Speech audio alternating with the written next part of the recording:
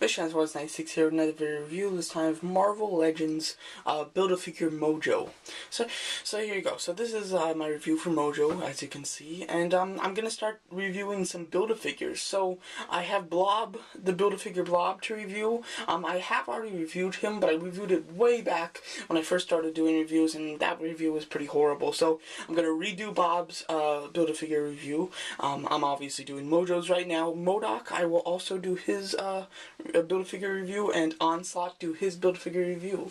So yeah, so I have 3 Build-A-Figure reviews that I'm coming at you with, and so yeah, and I did also order another Build-A-Figure, the most expensive Build-A-Figure that I've ever bought, I think, just buying the regular Build-A-Figure without the characters. Most expensive one I ever bought, I paid $58 for it. It's not here yet, I just bought it this morning actually, so wait till to get here, and that's going to be one cool Build-A-Figure.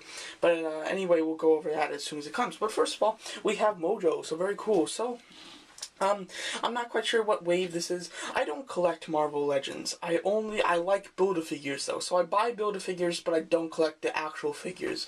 So I don't know who are the characters in his whole wave, and I don't know what his wave is. So I don't really have a lot of insight on that. But so I'm just going to talk about Mojo though. And I might mistake and call Marvel Legends Marvel Universe because I collect a lot of Marvel Universe, so I might switch up the names. So sorry if I do, just know that it's an accident. But anyway, so here's Mojo. So he's a very cool character. He owns his own like world called Mojo World or Mojo Land, something like that. Something to the effect of that. Which is pretty cool, which is an entertainment empire in his world, and he controls shows and everything. So he's a pretty interesting character, a really cool and interesting Build-A-Figure. So anyway, so let's go over Articulation. He's got ball hinge shoulders, swivel bicep, double hinge knees, hinge swivel wrist, and a hinge at the 3 fingers up here. Ooh, you can't even see. Hinge at these fingers, so that's very nice, great articulation. No waist or anything because of his massive stomach, obviously. The tail doesn't have any articulation.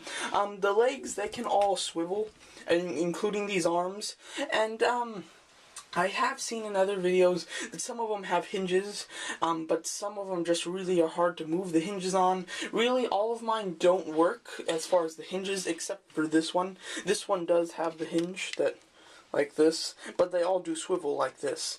So yeah, as you can see, he does have his legs on the floor. I won't dread and talk about this for very long because I know that every review, sorry, you got a little MODOK in there, because I know that every review of this guy really dwells on the legs, so you've heard it a million times, but the legs do not support him. They're made unshaped. He does have these little bubbles at the bottom. There you go, that he does stand on. I wish that they were longer so that you can display the legs down, but he doesn't look bad with the legs folded up. So that's all I'm going to say about that. I wish that there was some more articulation in these arms. They just swivel, but they don't do anything else. I wish that there was like a hinge up here and maybe a hinge down here, so 2 hinges would have been really nice for the little mechanical arms, but they don't have anything, unfortunately. The detail is quite amazing. In his belly, as you can see, it's all painted very well and everything. His mouth is like blood red. It does have a little bit splattering on the teeth. They really didn't control that very much, but still, it looks okay. He's just all gross and slimy looking, and all the little cords look really nice, with a bunch of different painted things. He's got a crazy face, which looks awesome. And back here, as you can see, some great detailing as far as the wires and the mechanics of the whole machine. And overall, a great piece. As you see, you have the little Mojo heads on the sides there. Some of them are tilted, and I've seen that on other figures. I don't know why. Like, this one's tilted. Everybody else is good and straight, though. So yeah, so he was made up of 6 pieces. One figure came with the arms, the upper half, and the head, and the other arm.